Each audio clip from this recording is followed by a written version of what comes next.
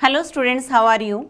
Here in this video, we are going to discuss about middle stage and secondary stage of new education policy. In our previous videos, we have completed the introduction part, new education policy, and after that, we have completed the foundation stage and second one is preparatory stage. Now, in this class, we are going to discuss about middle stage and secondary stage. So, first of all, we are going to start from middle stage. अब आप कहेंगे कि ये middle stage क्या है. So the academic pattern 5 + 3 + 3 + 4. So we have completed 5. First one is foundation stage. We have completed preparatory stage. Now we are going to discuss about this 3 years education. अब हम इन 3 साल की एजुकेशन के बारे में study करने वाले हैं, डिस्कस करने वाले हैं. सो मिडिल स्टेज में क्या होगा, किस तरीके की एजुकेशन होगी. सो सबसे पहले अगर हम इसको भी बॉक्स बना के करते हैं, बिल्कुल आसान तरीके से हम इसको स्टडी करते हैं. सो सबसे पहले मिडिल स्टेज में अगर बात की जाए तो कितने ईयर्स होंगे. How many years will be there? 3 years होंगे. कितने years होंगे? 3 years होंगे. ओके. अगर क्लासेस की बात की जाए तो कौन सी क्लासेस होंगी यहाँ पर.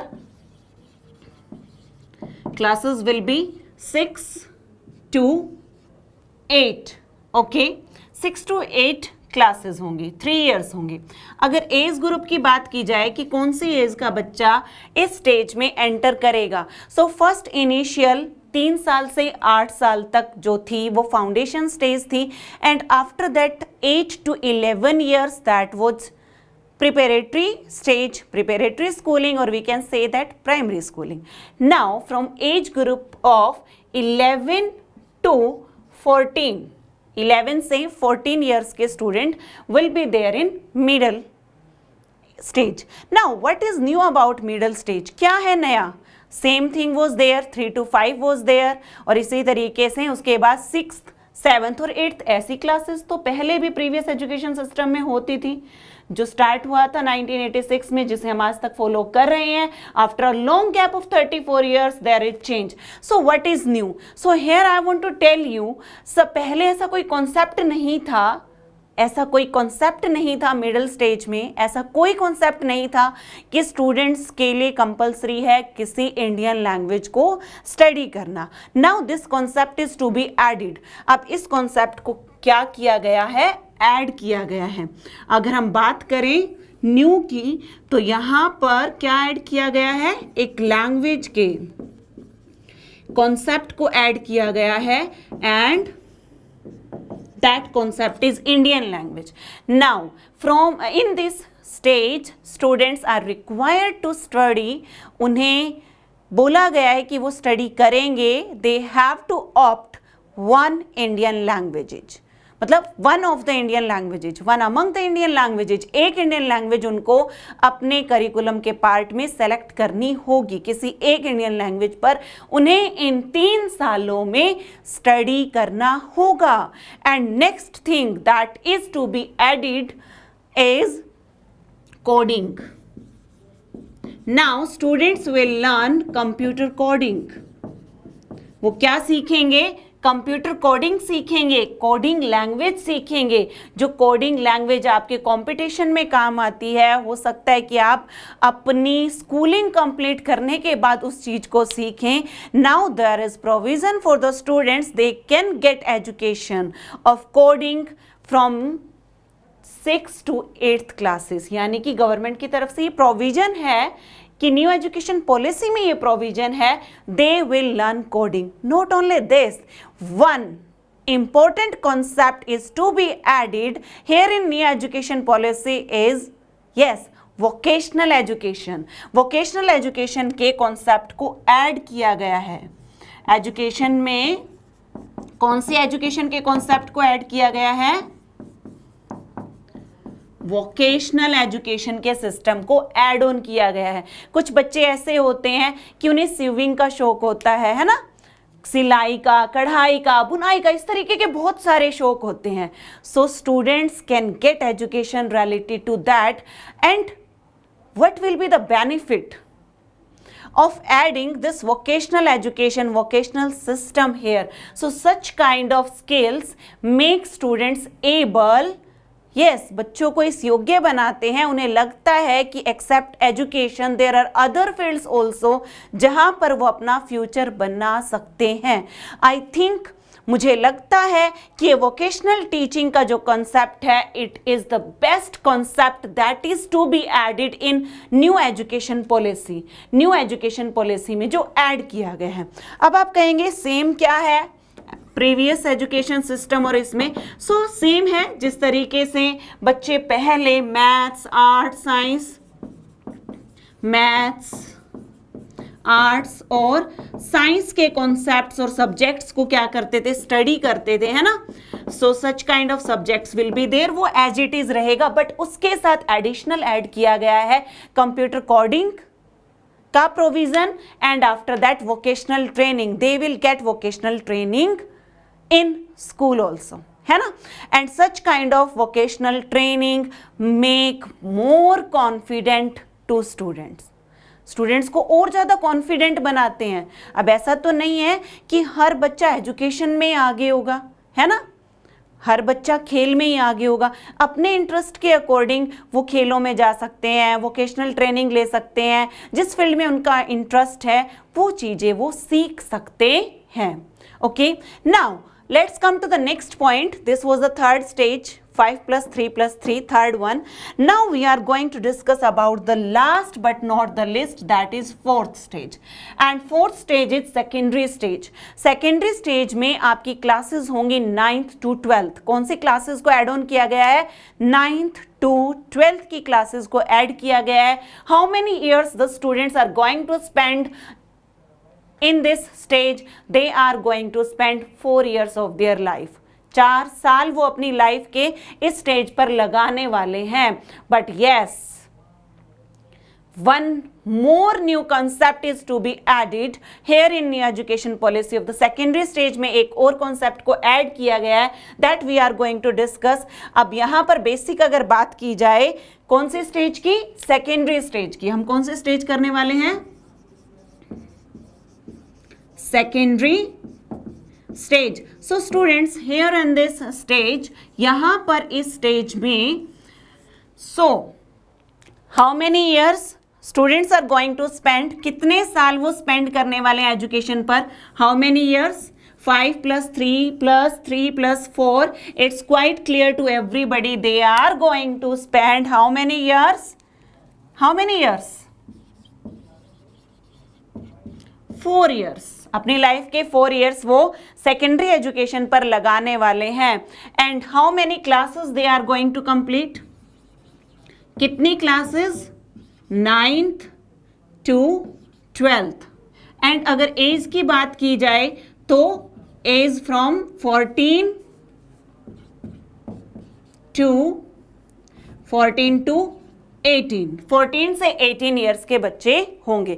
Yes, one more thing I want to add on in middle stage. Yes, यहाँ पर भी एग्जाम पैटर्न होगा, एग्जाम होंगे. और बेसिकली एग्जाम की अगर बात की जाए सेकेंडरी स्टेज में तो यहाँ पर भी एग्जाम होंगे. सो एग्जाम स्टार्ट हुए सेकेंड स्टेज में, प्राइमरी स्कूलिंग में. Exam will be there in middle stage also. Exam will be there in secondary stage also. But यहाँ 3 plus 3 यानी कि प्राइमरी, मिडल और सेकेंडरी के एग्जाम पैटर्न में डिफरेंस क्या है? तो यहाँ पर आपको बता दें एग्जाम पैटर्न कौन से तरीके से होगा. यहाँ पर जो एग्जाम होगा that will be semester system. Semester system examination will be conducted hair.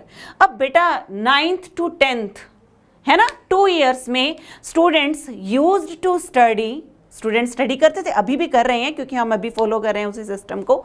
Like वो अपने जो बेसिक सब्जेक्ट्स होते थे सभी के सेम होते थे, 1 या 2 ऑप्शनल सब्जेक्ट होते थे, 1 or 2 ऑप्शनल सब्जेक्ट्स होते थे ना. But here the complete pattern is changed, बिल्कुल चेंज हो गया है.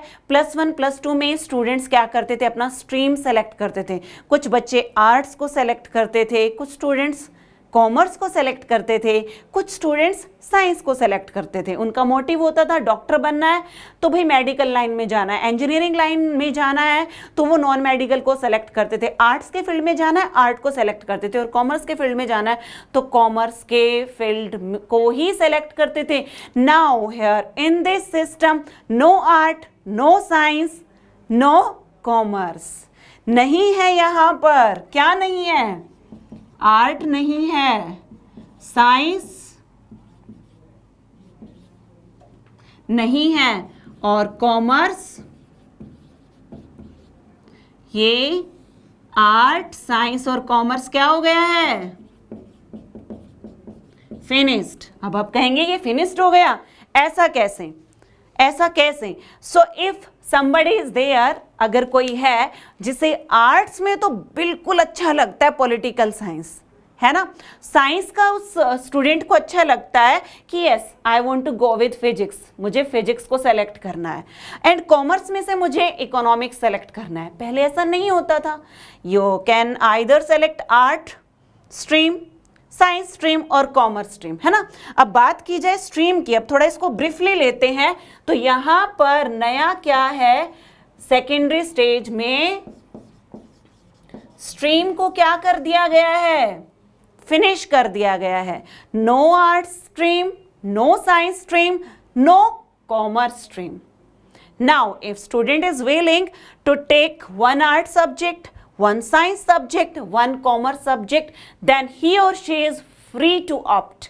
वो बिल्कुल फ्री है अपने इंटरेस्ट के अकॉर्डिंग इन चीजों को ऑप्ट करने के लिए, इन चीजों को चुनने के लिए। Okay, now one most important concept is to be added here. जो एक मोस्ट इंपॉर्टेंट कॉन्सेप्ट को यहां पर ऐड किया गया है, that is development of critical thinking. कौन से कॉन्सेप्ट को ऐड किया गया है? Critical thinking. यहां पर बच्चों की क्रिटिकल थिंकिंग को डेवलप करने की कोशिश की जाएगी। There will be brainstorming related to various kind of concept. There will not be any kind of rote learning. अब ये नहीं है कि पानीपत की लड़ाई कब हुई थी ये याद कर लो, प्रथम कब हुआ था, द्वितीय कब हुआ था ये याद कर लो, बस हो गया काम। नहीं, उसके पीछे क्या रीजन थे, अगर हुआ युद्ध तो क्यों हुआ, अगर युद्ध ना होता तो क्या कंडीशंस होती, क्या स्टेज होती, है ना। There will be concept of brain storming there, critical thinking there. बच्चों में क्रिटिकल थिंकिंग को डेवलप किया जाएगा, इस तरीके से सोचने पर मजबूर किया जाएगा कि किसी भी चीज के कौन से कॉन्सिक्वेंसेज हो सकते हैं, अगर ऐसा ना होता तो क्या होता, और ऐसा हुआ है तो उसके पीछे रीजन क्या है और पॉसिबल सॉल्यूशन क्या है किसी भी चीज से रिलेटेड। तो इस तरीके की थिंकिंग को डेवलप किया जाएगा, और इस तरीके की क्रिटिकल थिंकिंग आपके कंपटीशन एग्जाम्स में भी बहुत ज़्यादा हेल्प करती है। So in this way, this is the wonderful concept to be added in new education policy. So let's recapitulate the middle stage and the secondary stage. So students, in the middle stage, education will be 3 years and classes 6 to 8th will be there, age group 11 to 14 will be there. Language की बात की जाए तो students have to select one Indian languages among all the Indian languages, one of the languages that they have to select, and after that coding system in computer they will learn, and education system vocational training is to be added. Education system में कैसी training को add किया गया है? Vocational training को add किया गया है, and this vocational training will make students more confident. वो उन्हें और ज़्यादा कॉन्फिडेंट बनाएगी। अब उन्हें ये नहीं है कि they have to learn the things और इसी बेस पर उन्हें जॉब लेनी है। No, according to their interest they can do work. वो वोकेशनल फील्ड में जाना चाहते हैं, सीखना चाहते हैं, yes they can go with that, and yes same subjects will be there, maths, arts and science, and obviously examination pattern will be there, and here 4-year education will be there, classes 9 to 12th will be there, age group 14 to 18 will be there, examination semester system will be there, stream completely finished and critical thinking will be there. But last but not least, here I want to tell you one thing about secondary stage. Foreign language concept is to be added. अब आप कहेंगे एक और नया क्या add किया गया है? So that is foreign language concept. Foreign language के कॉन्सेप्ट को ऐड किया गया है यहां पर 9th to 12th ईयर्स के एजुकेशन में, यानी कि 9वीं से 12वीं तक की स्टडी के दौरान उन्हें क्या करना है, they have to study one foreign language, है ना.